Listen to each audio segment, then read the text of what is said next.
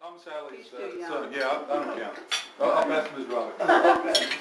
Well, I heard about Sugar Land before I ever moved here. My brother was football coach in Carvin up in East Texas.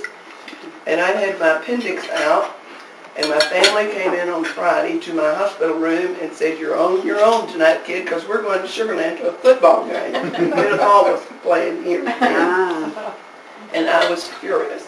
And I had a few unkind words to say about Sugar Land. Little did I know I would wind up living there for so many years of my life. But I came in 1955.